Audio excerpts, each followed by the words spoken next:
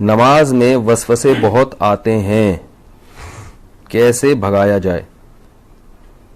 دیکھو نماز میں وسوسے اگر اس طرح کے آ رہے ہیں نا, وسوسے دو طرح کے ہوتے ہیں. بعض لوگوں کو طہارت یعنی ناپاکی کا وسوسہ شروع ہو جاتا ہے کہ پتہ نہیں ہوا تو نہیں خارج ہوئی ہے, پیشاب کا قطرہ تو نہیں نکلا, تو اس کے بارے میں صحیح حدیث ہے کہ جب تک 100% یقین نہ ہو وضو ٹوٹنے کا, اس وقت تک یہی سمجھا جائے گا کہ وضو باقی ہے. اب جو وسوسے کا مریض ہے اس کو یہ شبہ ہوتا ہے پتہ نہیں مجھے 100% یقین ہو رہا ہے کہ نہیں ہو رہا ہے, تو اس کا علماء نے حل لکھا ہے کہ اگر آپ قسم اٹھا کے کہہ سکیں نا, کوئی اس وقت پوچھے کہ بھئی آپ کی ہوا خارج ہوئی ہے یا پیشاب کا قطرہ نکلا ہے, تو آپ قسم اٹھا کے بولیں اللہ کی قسم ہوا خارج ہوئی ہے, تو یہ اس کی علامت ہے آپ کو 100% یقین ہے. یعنی اگر آپ قسم اٹھا سکتے ہو تو کہا جائے گا کہ وضو ٹوٹا ہے. لیکن جو وہمی ہے نا وہ کہے گا پتہ نہیں میں قسم اٹھا سکتا ہوں کہ نہیں اٹھا سکتا, یہ بھی ہوتا ہے.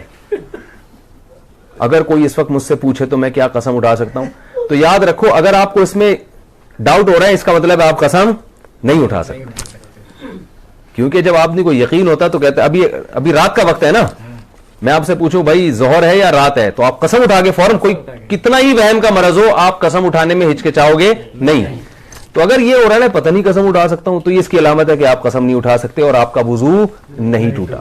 پھر یہ فکر نہ کریں کہ حقیقت میں ہوا خارج ہوئی ہے نہیں ہوئی ہے, بس اللہ اس کے رسول نے جب کہہ دیا کہ آپ کا وضو باقی ہے تو وضو باقی ہے. دوسرا وسوسہ تجوید کا ہوتا ہے. الحمدللہ کو الحمد پتہ نہیں ہا حلق سے نکل رہا ہے کہ نہیں نکل رہا, یہ بھی ہوتا ہے. اتنی زور زور سے پڑھتے ہیں کہ ساتھ والے کے لیے نماز پڑھنا مشکل ہو جاتا ہے. تو ایسے وسوسے کے مریض کو چاہیے بس جلدی سے پڑھ لیا کرے. کسی نے بڑا اچھا ملفوظ بھیجا حضرت ڈاکٹر عبدالحی رحمۃ اللہ علیہ کا, کہ ان کے پاس ایک شخص آیا اور کہنے لگا میرے تو سردے ہی بیکار ہیں, میری تو نماز ہی بیکار ہے, نماز میں دل ہی نہیں لگتا اور وسوسے آتے ہیں, پتہ نہیں کہاں توجہ ہوتی ہے, ایسی نماز کا کیا فائدہ, ایسے سردوں کا کیا فائدہ.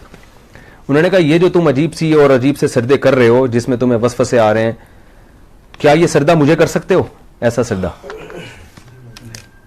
انہوں نے کہا نہیں یہ تو نہیں کر سکتا. کتنی کیا پیاری دلیل دی. انہوں نے کہا اس کا مطلب ہے کہ یہ وہی سردہ ہے جو صرف کس کے سامنے ہوگا, اللہ کے سامنے. اس کا مطلب یہ قبول ہو رہا ہے, تبھی یہ کسی اور کے سامنے نہیں ہو سکتا.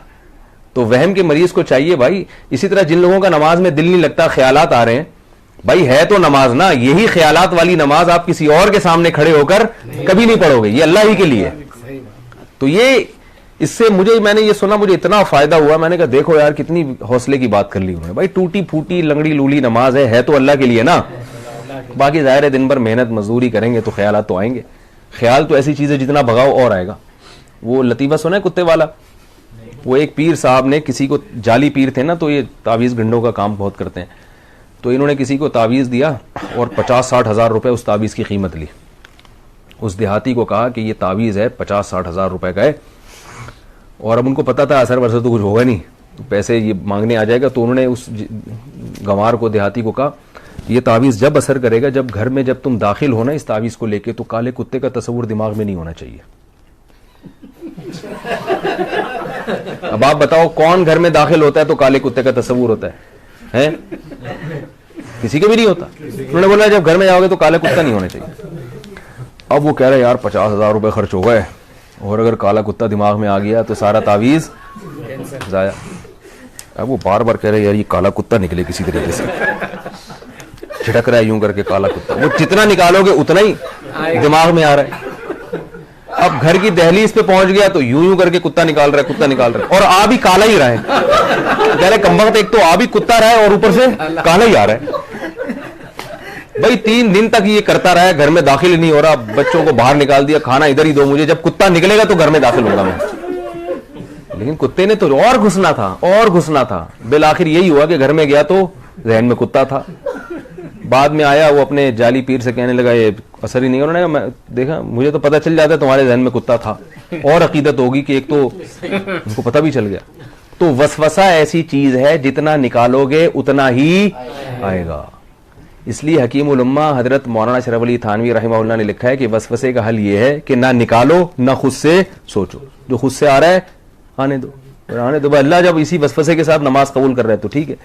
اور وضو کے بارے میں سوچو ہی نہیں, 3 دفعہ منہ دھو, اس کے بعد سوچو ہی نہیں یہاں سے خوش یہاں سے خوش. جو وہمی کے مریض ہیں ان کا کبھی بھی وضو نہیں ہو سکتا.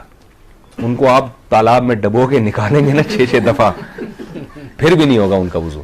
تو یہ بہت بڑی بیماری ہے. اس لیے جو ہے یہ وہم ایسی بیماری ہے کہ ڈاکٹروں جو نفسیاتی ڈاکٹر ہوتے ہیں نا ان کو بھی بیماری ہو جاتی ہے. یہ وہمیوں کا علاج کرتے کرتے جو سائیکیٹرک ہوتے ہیں نا, یہ بھی ہوائی بات نہیں ہے, یہ بھی تحقیق کے بعد بتا رہا ہوں کہ یہ جو سائیکیٹرک ہوتے ہیں نا جو نفسیاتی علاج کرتے ہیں, کچھ دنوں کے بعد ان کو اپنا علاج بھی کروانا پڑتا ہے. یہ حقیقت ہے, آپ کسی ڈاکٹر سے پوچھ لیں, کسی اپنے سے بڑے ڈاکٹر کے پاس بیٹھے ہوں گے کہ مجھے یہ ہو رہا ہے, ٹھیک ہے نا, کیونکہ ہر وقت ان کے پاس ایسے مریض آ رہے ہیں جو الٹی الٹی باتیں کر رہے ہیں, تو تھوڑے دن میں یہ بھی الٹے الٹے سوچنا شروع ہو جاتا ہے. کوئی نارمل بندہ ہی نہیں آتا ان کے پاس. تبھی میں وہمیوں سے بہت ڈرتا ہوں.